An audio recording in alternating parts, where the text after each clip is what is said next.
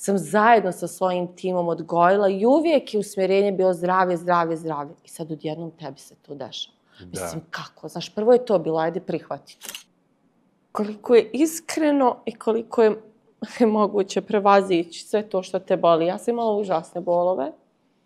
Čak u jednom trenutku, kako sam imala operaciju, to ovaj dio noge je bio skroz atrofiran, nisam osjetila mišić.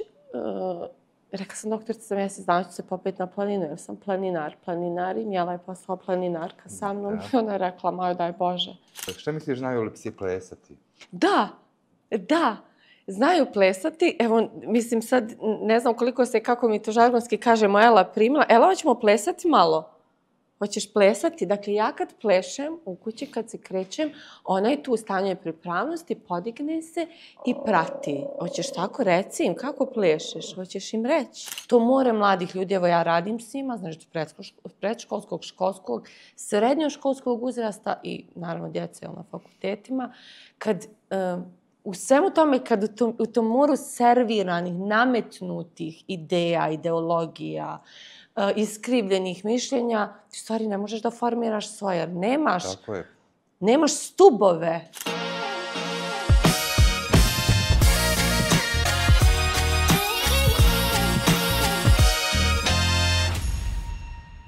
Pozdrav svima, dobrodošli u Vufkes. Prije nego što predstavim svoje današnje goste, moram da se zahvalim našim prijateljima koji podržavaju ovaj projekat, Zoocentar Sarajevo, koji čini 7 specijaliziranih prodavnica za kućne ljubimce u Sarajevu, u kojima možete pronaći širok spektar proizvoda za svoje najbolje drugare, poput premium visokoproteinske prirodne hrane za ljubimce Platinum i mnogo toga. DM Market, najveći lanac drogerija u srednjoj i istočnoj Evropi, u čijoj širokoj ponudi možemo pronaći Dajne Bestes hranu za pse i mačke, kao i sjajne grickalice za međuobroke.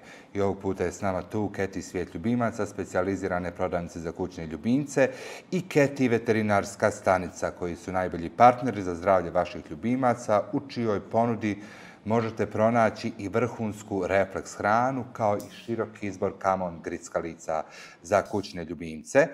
Za divan izgled našeg studija pobrinuo se naš patron Nostro, svijet namještaja i dizajna, koji je inspirisan kvalitetom, komforom i elegancijom, i naravno naši stalni partneri i prijatelji, Pet Friendly Hotel Residence Inn by Marriott, koji se i ove godine brine da naši gosti i njihovi ljubimci imaju najugodniji boravak u Sarajevu. Koliko je Bosna i Hercegovina bogata zemlja i gdje tu i zemlja u kojoj žive sjajni ljudi sa sjajnim pričama, je dokaz naša današnja gošća, koja je dugogodišnja aktivistica i kreatorka pozitivnih promjena na polju kulture, obrazovanja i sporta u Bosni i Hercegovini. Ona je doktorica nauka, velika zaljubljenica u ples, nauku, ali i pse. Njen život kaže da je promijenila jedna Ela, koja je došla baš u trenutku kada je bilo najteže. Dame i gospodo, ostanite s nama. Moja današnja gošća je doktorica Maja Đurić. Majo, dobro mi došla. Velika hvala, Nedime, na prekrasnoj najavi. Bolje vas našla, tako se lijepo osjećam ovdje. Nama je iznimna čast u biti da smo te ugostili u ovom našem Vufke studiju. S nama je tu danas i moj pomagač Kilijan da pravi društvo Eli. Ne znam odakle da počnem. Kada sam čitao tvoju biografiju, zaista ovako, dakle, u prvom mahu me je bilo sramota da ne poznajem, i pratimo se na društvenim mrežama jako dugo, ali mi je bilo sramota zašto ne znamo više o tebi. Toliko prostora medijskog dajemo ljudima, neću reći koji ne zaslužuju, ali neko kao ti koji je toliko uradio u svom životu, mislim da zaslužuje puno više medijske pažnje. I stvarno ti čestitam na svim dugogodišnjem radu, biti doktorica nauka, profesorica Univerziteta u Travniku, članica Olimpijskog komiteta i neko ko predstavlja Bosnu i Hercegovinu u svijetu, zaista zaslužuje malo više svjetala reflektora. Da počnemo priču, odnosno ovu našu epizodu, sa pitanjem ko je u biti Maja? Hvala mnogo. Maja je kako je interesantno. Hoću samo da digresiju napravim. Duše se ne upoznaju, one se prepoznaju. Ovo Tako kako je. si rekao, jel, da se poznajemo na društvenim mrežama i nekako sve dođe kad treba i sve nekako u svoje vrijeme. Tako da je ovo došlo kad treba i u svoje vrijeme. Maja je, znaš, mi dobijemo različite uloge, različite identitete tokom godina, ono što steknemo, jeli, a i što sami nekako, jeli, zaslužujemo, što i nam daju. Tako da ja nekako sad, nakon jedne faze u svom životu, evo, koju ću nekako ovdje istisnuti, jeli, i koju ćemo, jeli, ispričati, sam samo, kad me neko pita ko je u stvari Maja, sa svim tim identitetama, titulama, ja to nekako sve stavim po strani i kažem da sam danas jedna zdrava i sretna žena koja nastoji da bude odgovoran član društvene zajednice. Divno. Da se nadovežem na priču Ela, dakle vidimo Ela je sad malo provjerava kvalitet Nostro namještaja, namještaja koji je naravno pet friendly. Kako je Ela došla u tvoj život? Ela je došla vizualizacijom definitivno, željom definitivno. Dugo godina moja porodica i ja imali smo kućne ljubimce. Ja sam rođena u Jajcu, isticajem okolnosti rat je učinio svoje, selimo se u Travnik i mislim, nekad se ljute na mene iz Jajca, ali ja kažem dobro iz Travnika, rođena u Kraljevskom gradu, odrasla u Vezirskom, rat je učinio svoje. Dakle, imali smo ljubimce, naučeni smo, jeli, mace, cuka, kornjače, patke, ne znam, stalno smo, nekako tata je to forsirao. Međutim, ja sam uvijek željela malog bijelog cuku i tako sam zvala, želim malog bijelog cuku s reklame. Jer odgajana sam tako malo sofisticirana, uvijek pod nekim staklenim zvonom i tako sam, jeli, i zamišljala da imam malog bijelog cuka, što naravno nije dolazilo u obzir radi okolnosti koje su se dešavale, jeli, u porodici, rat, pa onda, jeli, ostajemo bez doma, pa ostajem bez oca, pa majka je sa mnom i sa mlađim bratom, dakle nije tu bilo prostora za malog bijelog cuku. Posle, jeli, i ostale, još dio tog što si rekao, meni mnogo tog nedostaje, ko sam sve ja i čim se sve bavim, dakle trebalo je adekvatno vrijeme koje ja stvarno nisam imala, Nedime. I onda se dešava jedna epizoda u mom životu koja se zove teška bolest, koja je došla tek tako, jeli. Znaš, u životu nije važno šta ti se dešava, ono kako mi reagujemo na to. Da. I mene je to stvarno pokosilo, u pitanju je bio težak karcinom.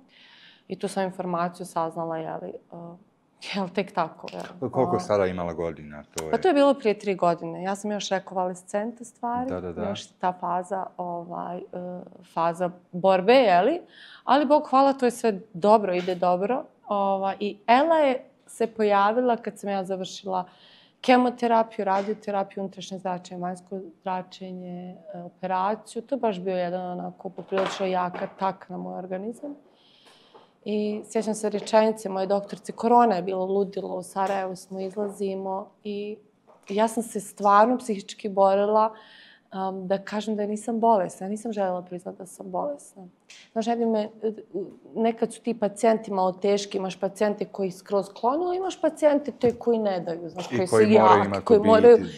I onda u jednom trenutku zaista više nije bilo snage da ja ni primim, ni da se te terapije impliciraju. Jednostavno sam došla jednog trenutka do kliničke slike koja nije bila nikako dobra. Meni doktor se kaže, Maja, vi niste dobro? Ja kažem, ne, ja sam dobro.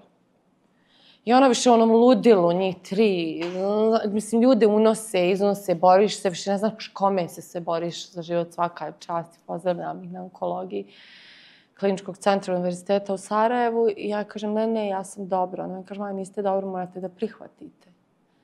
Kažem ja, ne, ja sam dobro. Kažem, Maja, vi ste bolesni. Kažem ja, doktorce, ja nisam bolesna, ja imam trenutno odsustvo zdravlja. I ja kao, ćeš ti me reći, ja nisam bolesna. I ona je onako stala, skinula onu masku, počela da plače i gleda u mene. Kaže, Maja, ja nisam bolesna, ja imam trenutno odsustvo zdravlja, ja sam došla da to riješim. I kad se sve to završilo, balerina su me zvali u bolnici. I ona je rekla, Majo, sad je sve dobro, sad idite i živite. I ja sam izašla iz bolnice i prva stvar što sam radila, nazvala sam prijateljicu, koja znam da ima mini maltezera i rekla sam joj ja želim psa, molim te pomozi mi i tako je krenula priča. I onda smo krenuli sa istraživanjem gdje, šta, kako i čovjek je znao za svu tu priču koji je uzgajivač iz Tuzle i poslao je sliku. Ja sam rekla, ja želim najmanjeg maltezera, ja želim mini maltezera. Ja nisu stvar znala šta da objasnim, ja sam samo znala da želim malog bijelog psa. To nisam nešto imala ni previše informacija da budem potpuno iskrena. I čovjek je mene poslao, ja sam ovako 5 ili 4-5, ja sam ovako prstom. Mislim, to su bebe bile. Da. Male bebe bile i ja sam prstom i naravno on je trebala 2 mjeseca da provede kod majke i Ela se rodila 25. marta 2021. godine. Ja sam i u bolnici, prolazim to sve i nakon mog rođendana 6. maja, kad je u stvari sve to završeno i kad sam ja otpuštena, još su dalje neke terapije nastavljene, Ela je nakon tog došla kad su moje terapije sve okončane, kad sam ja mogla na kućno liječenje i ona dolazi kao beba mala i u stvari i njoj su trebali ti otkucaji srca i ta pažnja kao i meni i ona je odrasla u stvari tu. Izvinjavam se, diram mikrofon ovako tu i to je bio stvarno nevjerovatan period za nas obje. Šta su ljekari, recimo, u tom trenutku, kod onkoloških pacijenata jako bitna je higijena i uslovi kako će se dalje tog liječenja, kemoterapije, radioterapije. To je nešto što je toliki atak na jedan organizam. I onda kad spomenete da bi možda u terapijske svrhe, mislim, ti si već pobijedila u samom startu kad si rekla ne, ja imam trenutno odsustvo bolesti, to je ono zdravlja, tako je. Što ljudi generalno na našim prostorima teško prihvataju ideologiju zdravlja, koliko je u biti mozak kao centralni nervni sistem jako bitan u kreiranju realnosti kao takve koja će u biti odrediti da li će naše tijelo biti dobro ili ne. Genetika kancerogeneze kao takva ja bi je nazvao više, s obzirom da sam po vokaciji biolog i da razumijem u biti život, kako život u biti i obitava, da sve bolesti nastaju od emocija koje smo možda nekada progutali, nismo ih izgovorili. Niko nije rođen ovdje na ovaj svijet da bi bio bolestan. Tako da si ti svoju bolest pobjedila odmah, kad si ti rekla ne, ovo je odsustvo bolesti i prihvatiti dijagnozu ljekara ili ne prihvatiti prognozu. Niko od nas nije dovoljno moćan da kaže da li je neko bolestan ili zdrav, ili da li će neko živjeti dovoljno dugo, ali meni je drago raspodijelila priču jedne hrabre žene gdje u biti ja sam jako volio Marvelove filmove, volim ih i dan danas i nekako ljudi koji uspiju nedostatak, manu ili odsustvo nečega pretvoriti u supermoć, to su za mene pravi heroji. Tako da si ti jedan heroina naše svakodnevnice i ja ti čestitam na tome. I kako su ljekari reagovali da imaju onkološkog pacijenta koji želi psa, jer recimo zabranjene su deterđenti, hemikalije, zabranjeno je dakle svi oni nažalost koji su u tom i koji su imali u porodici onkološkog pacijenta znaju da je to izazov cijele porodice, nije to samo lični problem osobe i pojedinca, to je dakle vrlo izazovan period za cijelu porodicu, prijatelje i tako dalje i tako dalje. I onda kad neko poželi psa, i doktorica rekla jednu sjajnu stvar, sad idi živi. I u biti to je bio krucijalni moment. Kako su biti reagovali da je pas tu? Jer često mi smatramo psa nečistim. A u biti ne znamo koliko ta pas može očistiti našu dušu i iscijeliti. Sve ono što je nas možda dovelo do tog fiziološkog disbalansa kojeg nazivamo bolest. Sjajno pitanje i tvoja cijela observacija. Samo ću se vratiti korak unazad. Da, to je priča promjena. Znači, nama kao ljudima je najteže prihvatiti promjenu, je li tako? Da bilo što želimo da mijenjamo, je li teško nam je prihvatiti. Ja inače kao na katedri menadžmenta imam dio koji dio predmeta koji se tiče upravljanja promjenama. I znaš, Edime, tu imaju dvije strane. Ima taj racionalni aspekt koji treba da razumijemo, ima taj emocionalni, znači taj limbički dio. Istraživanjem i jednog i drugog kažeš ok, u redu je, to mi se sad dešava, ja ne mogu da pobjegnem od te situacije jer ja nisam to shvatala kao problem. Inače stvari u životu ne shvatam kao problem, nego kao okolnost. Desila se okolnost, šta sad ja mogu da uradim da riješim tu okolnost? Ljekare treba slušati, dakle, postoje šabloni koji ljekari rade kako rade, postoje stvari koje mi ne razumijemo u medicini, unutar te bolesti, dakle, ali zaslužujemo da nam to bude objašnjeno. Imamo pravo na to da tražimo da nam se sve objasni što sam ja radila. Ja sam tražila zaista onako studiozno da mi se stvari objasne i istina je, moram biti potpuno iskrena, da mi je u početku bilo teško prihvatiti. Sad se vraćam na taj važan dio mene od malih nogu, to je sport i moj zdravi način života. Jer sam ja stvarno od malih nogu živjela zdravo. Hranila se zdravo, trenirala, voda, ne znam, sav taj moj mindset i moja disciplina je bila okrenuta prema zdravlju, a znajući pri tome da imam anamnezu koja je u stvari karcinomska, bila sam potpuno jedan odgovorni pacijent. Kreirala sam organizaciju, digresiju pravim PSMI Educational Center koji se već 26 godina bavi djecom i mladima u Travniku, ogroman alumni, toliko djece koju sam zajedno sa svojim timom odgojila i uvijek je usmjerenje bilo zdravlje, zdravlje, zdravlje. I sad odjednom tebi se to dešava. Mislim, kako? Znaš, prvo je to bilo, ajde prihvati to. Parodija života. Znaš, baš tako, znaš, velika parodija. Onda, okej, ja odlučujem da mijenjam neke stvari, znači da odbacujem. Znaš, da kao, kad, znaš, onaj leptir iz larve postaje leptir, kao kad ora odbacuje svoje staro perje, sam ja kao, okej, odbacujem sve ono što stara Maja ne želi više, odnosno možeš da priznaš šta više ne želiš da budeš, a šta je to što želiš novo da postaneš i koje je to okruženje koje želiš da bude. Ja sam rekao, okej, želim da, ja sam znala kako bi ti znala, osjećala. Univerzum zna, mi osjećamo da je to ona. Sad, vraćam se na tvoje pitanje. Da, dio ljekara, ja imam zaista sjajan tim. Njih je 7, 6 u stvari, 7 onkolog kao vrh. Naravno, oni daju svoje mišljenje. Oni daju svoje mišljenje, to je potpuno okej, potpuno legitimno. I ja mišljenje saslušam, ali neki su bili za, neki su bili protiv i to je skroz okej.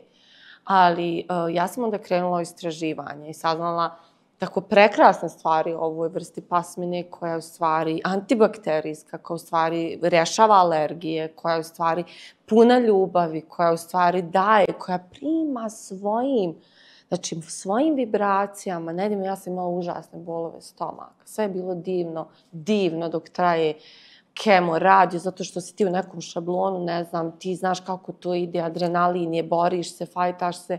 Međutim, kad je sve to završilo, ti ostaješ rekonvalescent. I to je najteži dio za onkološke pacijente. Malo ko ti to objašnjava. Ona je bila nevidljivi saučesnik, nevidljivi pomagač u tim mojim bolovima. Ja sam imala strašne bolove stomaka, grčeve kao beba, znaš, sve je to ozračeno. Ne mogu da jedem, povraćam, ne primam hranu, znaš, sve je to bilo onako i nikad neću zaboraviti te momente, znaš, kad ja ne mogu, znaš, ne mogu da ustanem, ne mogu da odem do WC-a. Ona je mala, znaš, ona leži tu. I znaš, kad se osjećaš potpuno bespomoćno, da ne možeš da ustaneš do WC-a i tu je pas koji ne znaš kako i na koji način, ne pomjera se uopće. Znači, on nije tu je, ali nije tu i ti osjetiš dah i osjetiš da te liječi tim svojim dahom i tom svojom energijom i daje ti taj neki dodatni život i objašnjava koliko je moguće. Prosti, ovo prvi put pričamo. Sve okej. Koliko je iskreno i koliko je moguće prevazići sve to što te boli. Ja sam imala užasne bolove. Čak u jednom trenutku, kako sam imala operaciju, to ovaj dio noge je bio skroz atrofiran, nisam osjetila mišić. Rekla sam doktorica, mjesec dana ću se popet na planinu, jer sam planinar i Mijela je postala planinarka sa mnom i ona je rekla, moj daj Bože. Žedi me i korak po korak, znači sad moram do tog dijela, pa do tog dijela. Znaš, sve te borbe Ela prolazila sa mnom. Taj pas se nije odvojio od mene. Ja sam tad u stvari shvatila koliko mi ljudi nemamo pojma šta znači iskrenost, vjernost, dosljednost. I koliko je ta, vidiš, ta dobra energija. Čak i kad pričam, ona je tu, kako ona osjeti to. Tako da, tu su bili trenuci u kojim sam ja postala sve više zahvalnija životinjama,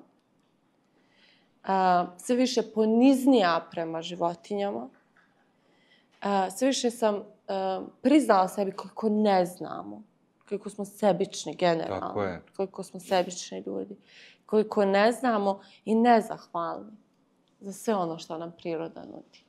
I priroda i život i sve to. Tako da, te moje borbe je Ela prošla sa mnom.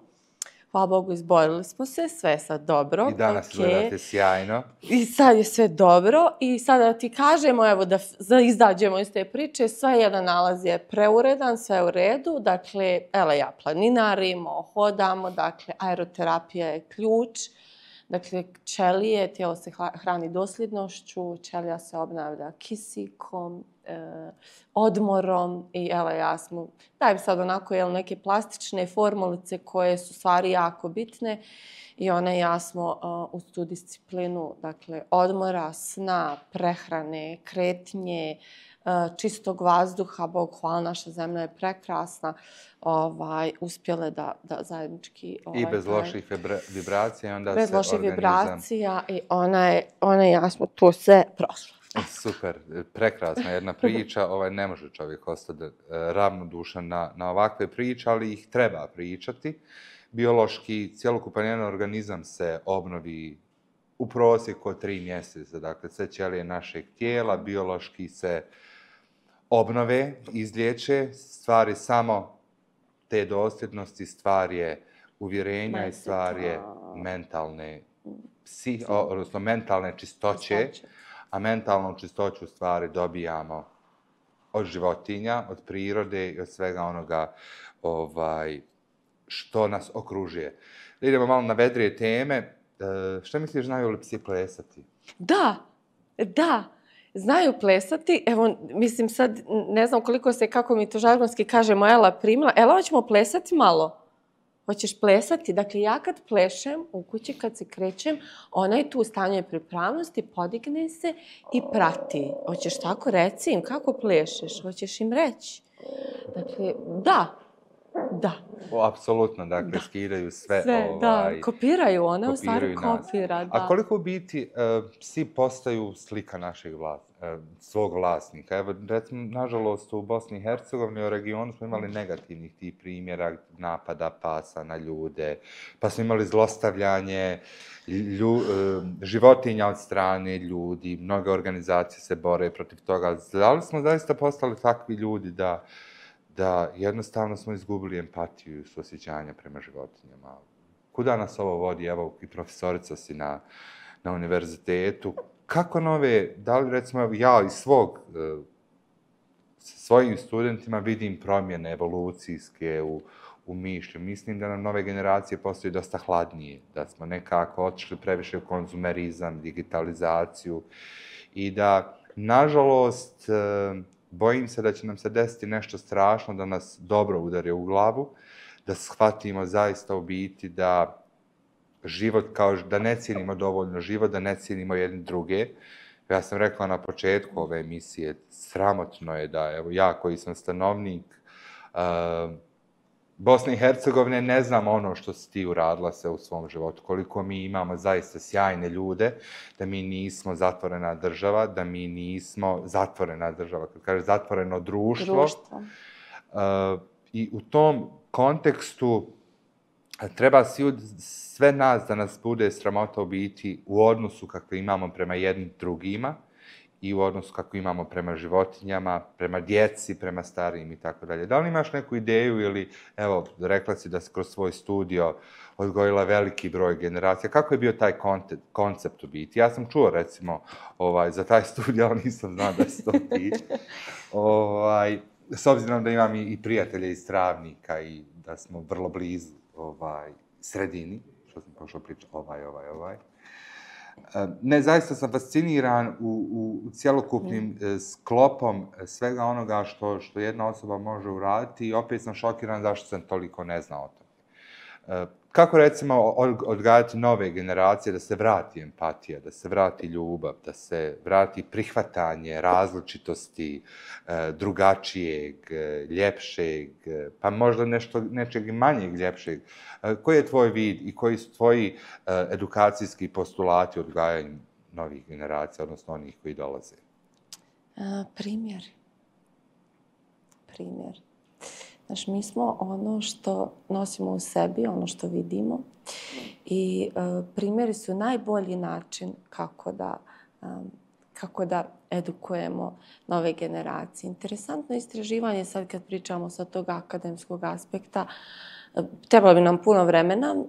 Nedavno sam na akademskoj zajednici bilo je sjajno predavanje, odnosno set predavanja istraživača iz Velike Britanije upravo ovim novim generacijama.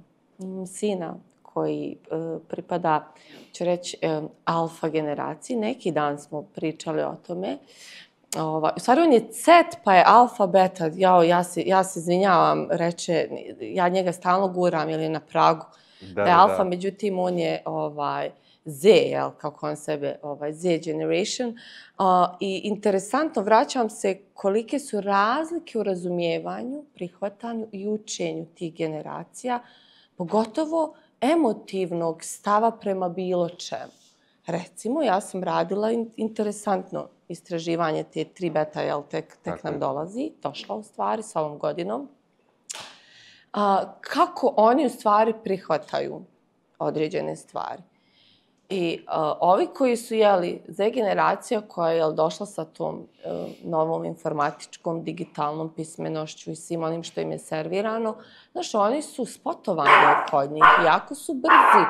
I u stvari, ako ih se nešto ne tiče ili ne treba da ih se tiče, oni su mene odgovarali, ali dobro, okej, ako to nije za nas, mi mijenjamo situaciju. Mijenjamo posao, mijenjamo okruženje, izlazimo. Dok mi nismo. Ali tako ne idemo, oduzmi nas, jel da nije bi to malo, pa kako, pa promijeni, pa uzmi tu pa se žvačije, pa odtuguje, pa se iznerviraj, pa, znaš, prihvatiš, pa uzmeš, pa nosiš to sa sobom. Meni je Daniš rekao, ali ja stvari ne nosim sa sobom. Ako su za mene, uzmem, ako nisu, okrenem se i odim. I kolika je stvari tu moć? I ja sam sad kao, znaš, ja pokušavam da razumijem to. Ok, mladi studenti koji dolaze, koji su tu, kad ih pitam za mišljenje, sad dajem ti određene prijete, pitam ih šta mislite, oni gledaju u mene kao, litko nas kod pita, šta mislite? Pa dobro, ajmo razvijati kritičko mišljenje. Znaš, različite kako generacijski kodovi, tako naravno i okruženje nas definiše, ali i primjeri koji se daje. Mi smo bića od krvi i mesa. Mi ne možemo pobjeći, ma koliko nam servirali da pripadamo ovoj ili onoj generaciji, biološki ne dime, ti to vrlo dobro razumiješ. Mi od emocija i tog dijela koji je, dakle, opet se ponavljam, limbički u kojem se razvijaju, ne možemo pobjeći. Sad, da li je on izražen ili nije, na koji način, mnogo je tu faktora, tu je već neka psihološka analiza, nećemo u nju. Međutim, ja se vraćam na ono, evo, prije nego što ću doći ovdje kod vas, imala sam rad sa djecom i upravo smo razgovarali o društvenim mrežama, emocijama, tu su djeca između 10 i 14 godina, kako utječu na njih društvene mreže, kako oni to doživljavaju, kako se porede sa drugima, šta je zlo u tome, šta nije dobro za njih, šta je dobro, kako mogu iskoristiti to i tako dalje. Dakle, kad djeci date prostor da se otvore mladim ljudima, kad razgovarate, kad pokažete primjerom, dakle, pustite ih i date im izbor između mogućnosti. Dakle, otvorite im izbor i kažete, ok, ovo nije dobro i nije dobro radi toga. Ako uzmeš to, posljedice su te. Pa sad, da li želiš da biraš to? Ok, ovo je dobro zbog toga i toga. Posljedice su te ili mogu ili ne moraju da budu.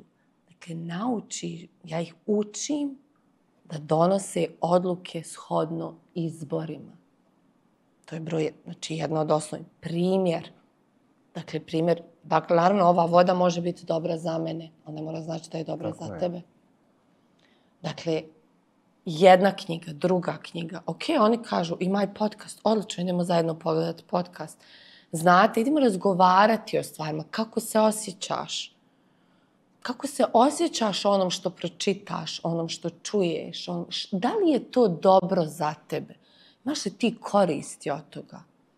Kako to utiče na tebe?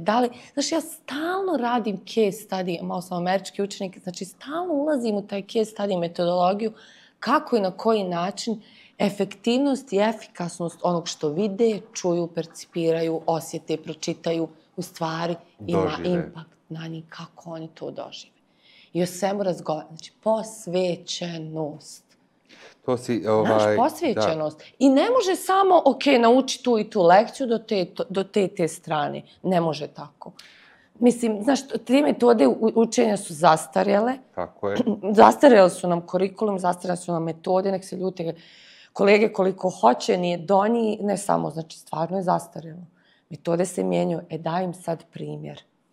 Pa kako promijeniti, recimo, evo, oboje smo univerzitetski prosvjetni radnici, kako se boriti protiv sistema koji evidentno da ne radi. Mi dobijamo generaciju pokretnih slika bez emocija, živimo Instagram i Facebook, ljubav nazivamo nešto što ljubav nije. Često, kada doživimo ljubavno razočarenje, kao da nas je pogodio Armagedon.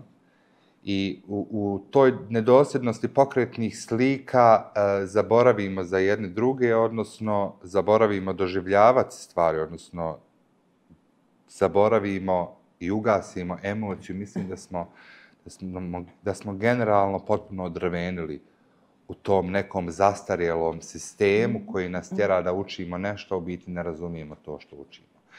Novije generacije studenata često imaju tendenciju da nemaju žara u očima. Ne znam, mi kad smo bili studenti, mi smo se i svađali, i zadirkivali, smijali, plakali.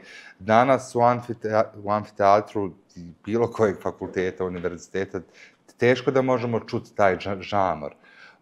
Ja nekad imam neke metode gdje pokušavam da ih isprovociram, da dobijem samo neku emociju, međutim, uspijem, ali puno teže nego što je to bilo prije. Da li je to zbog pretjerane digitalizacije, da li, recimo, društvene mreže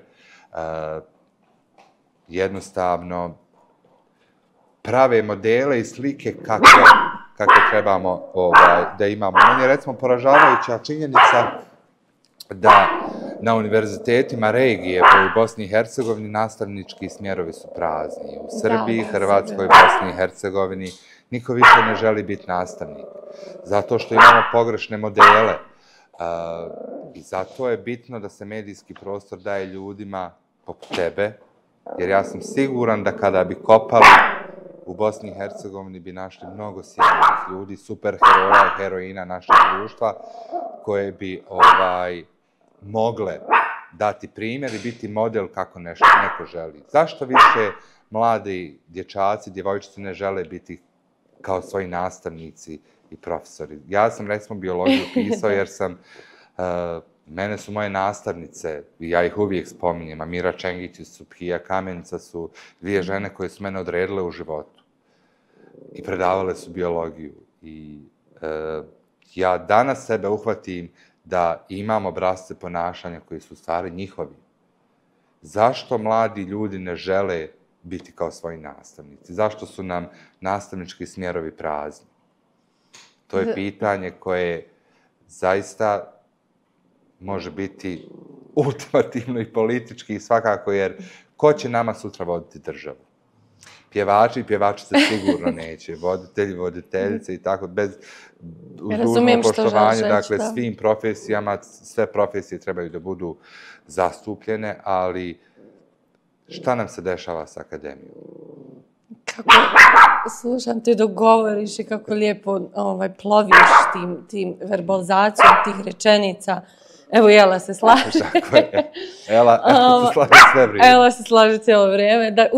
Uzeta je igračka, vjerovatno, pa je odreagirala u stvari na ova šnalica.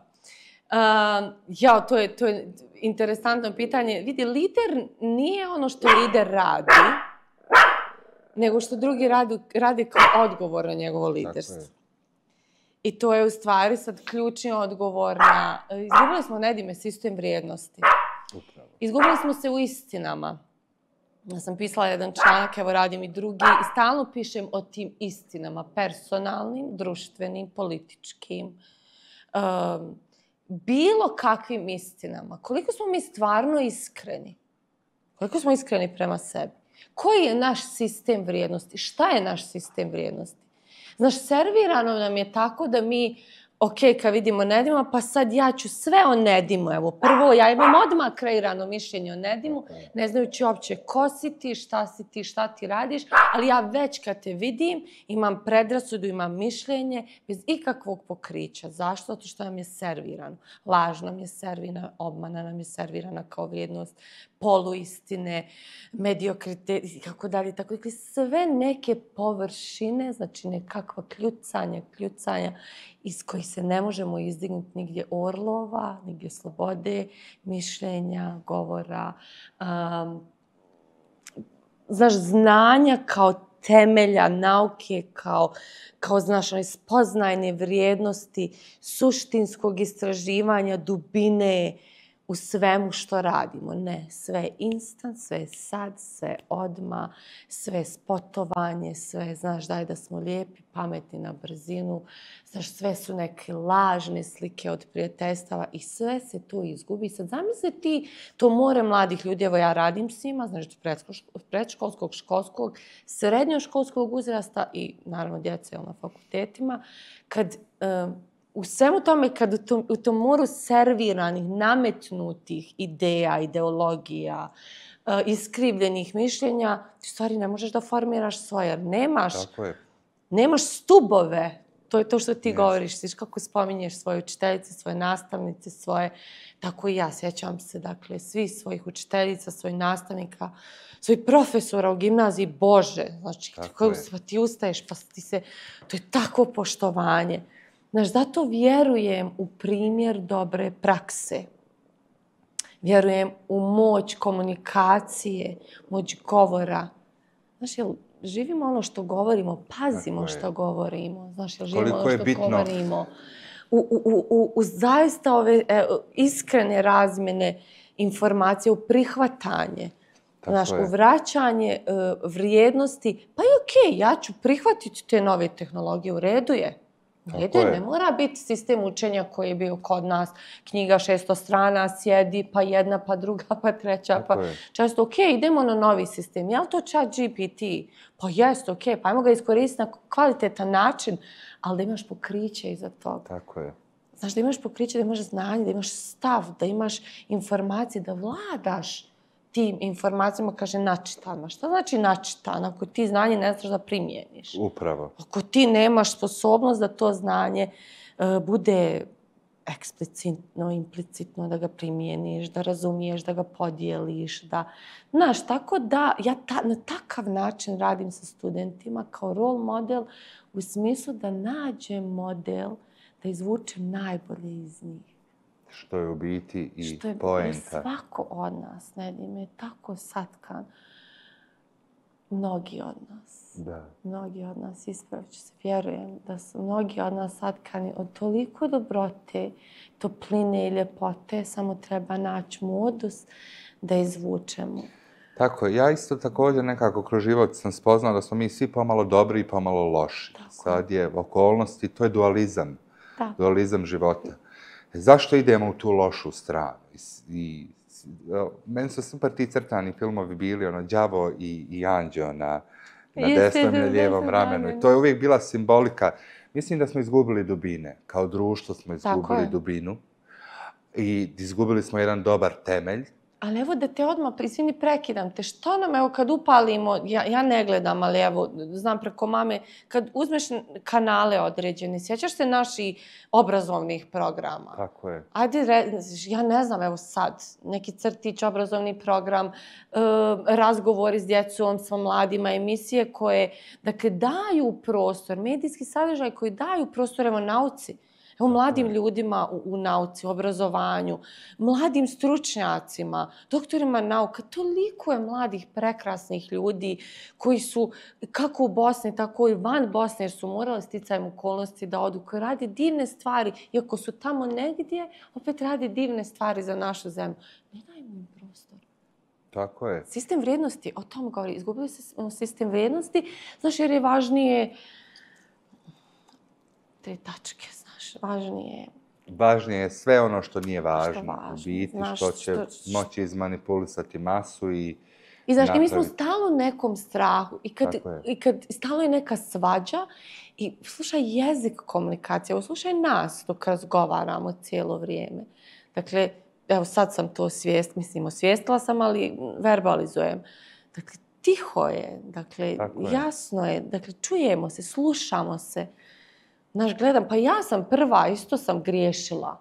Jer mi je nametnuto telefon i stvarno se sad trudim. Krivo mi je, griješila sam prema sebi, prema prijateljima, prema porodici. Taj telefon mi je bio, znaš, ono, kao radim, ja moram. Pa sam pretvorila glagol moranje, ja trebam. Kad mi se desila bolest kroz kemoterapiju, kad sam sjedila i gledala, ono, kap po kap.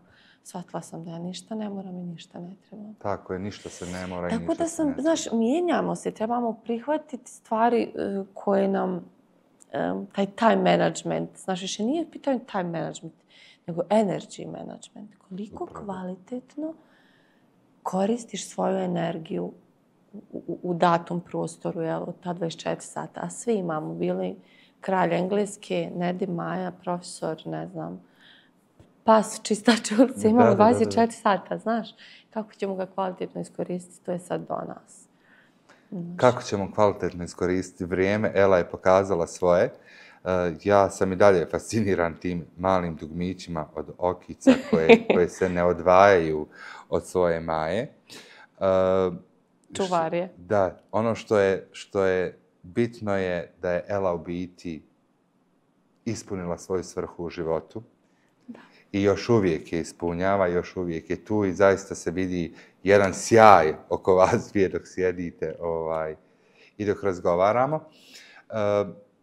Da li postoje neke anegdote, recimo, tokom cijelog postupka liječenja i tvojih svakodnevnih aktivnosti, znam da si jako puno zauzeta, kako se Ela uspije sada uklopiti? S obzirom da se sve vratilo u normalu, da se ti vraćaš svojim poslovnim obavezama, ples je i dalje tu. Tako je. Pročitao sam u tvojoj biografiji da si članica i Olimpijskog komiteta Bosne i Hercegovine. Kako se Ela uklapa u taj raspored? Taj raspored. Jeste, u sve te identitete, dakle, majke, profesorice, koreografa, odnosno edukatorice, dakle, saradnice u Centru za kulturu općine Travnik, dakle, baš velike aktivistice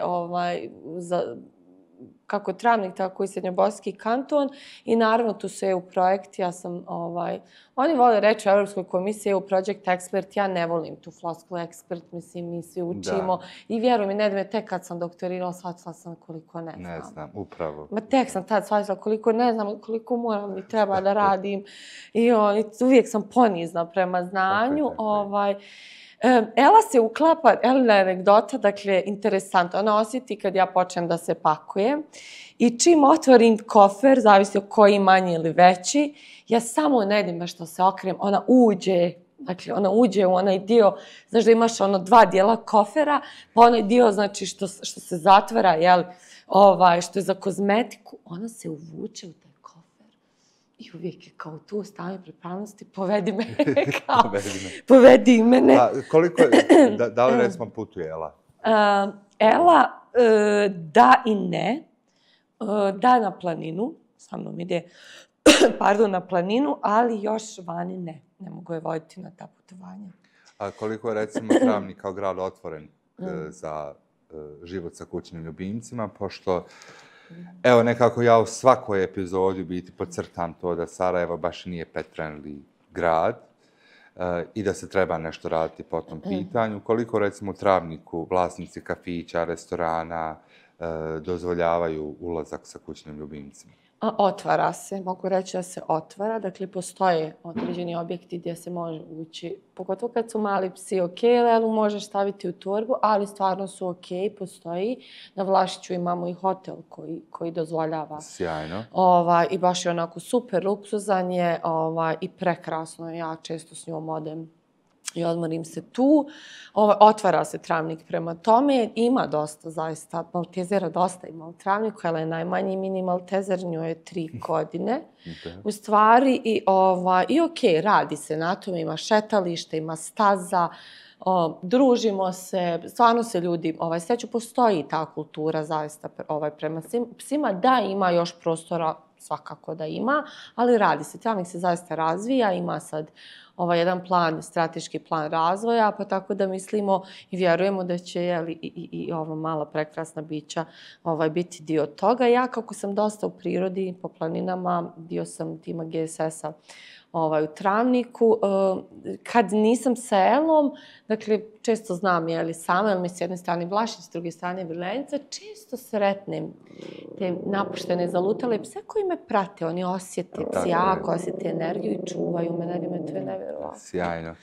Ali evo, reći ćemo onima koji žele da posjete Travnik i Vlašić, a imaju kućne ljubimce, da su dobro došli, s obzirom da se mi gledamo i u Srbiji, Hrvatskoj, Crnoj Gori, Makedoniji i tako dalje. Tako da možemo pozvati sve one koji možda su se dvoumili da li će posjetiti Vlašić ili Travnik, da je dosta toga otvoreno. Sjajna priča, hvala ti puno. Da li imaš neku poruku za kraj? Koji su tvoji planovi za budućnost? Ja imam uvijek kratkoročne i dugoročne, ali uvijek je jedan i najvažniji zdrava, sretna i aktivna. To je onako moj moto. I budimo najbolja verzija sebe svaki dan. Znaš, rad na sebi je najveći projekat. Tako je. Iskrenost, znaš, trenirajmo iskrenost, dosljednost, to su teške discipline, ali mnogo znače. Slušajmo prirodu, slušajmo životinje, mnogo toga imaju da nam kažu, da nam poruče, da nas nauče. I mi smo na ovaj svijet došli, odabirom, ali i slučajno, i u tom odabirnoj slučajnosti, u tom putu koji nam je dat, budimo zahvalni i uživajmo stvarno u tim blagodatima prirode, a životinje su stvarno nešto što nam taj univerzum, dragi Bog, zovemo kako hoćemo, za šire gledalce, nek svako uzme ono što njemu odgovara, neka sluša te glasnike ljepote, mira, dobrote i bezuslovne ljubavi. Maja, hvala ti puno. Ela također. Ela, hoćeš reći nešto za kraj? Ela se već super zabavlja sa Kilijanom. Ćeš im reći nešto? Reci. Bravo. Da, reci. Bravo. Ispričajmo kako se posvađamo. Reci kako te ne slušamo. I onda kažemo da nas životinje ne razumiju. Razumijete kako? Reci. Dragi moji, bio je ovo još jedan Vuvkest, jedna velika heroina. Vidite koliko Bosna i Hercegovina ima sjajne ljude, sjajne stručnjake. Profesorica Maja Đurić je bila s nama i Ela. Vi nas gledajte i dalje, pratite nas. Pišite nam i dalje vaše komentare. Veliko hvala svim našim sponzorima, Zoocentru Sarajevo, Keti veterinarska stanica i svijet ljubimaca, Nostro svijet namještaja, Residency by Marriott, DM i hvala vama svima što nas pratite i pišite nam i dalje. Bio je ovo još jedan Vuvkest, još jedna sjajna priča. Maja, Ela, još jednom hvala puno. A ostanite s nama gdje psi pričaju za one koji znaju slušati.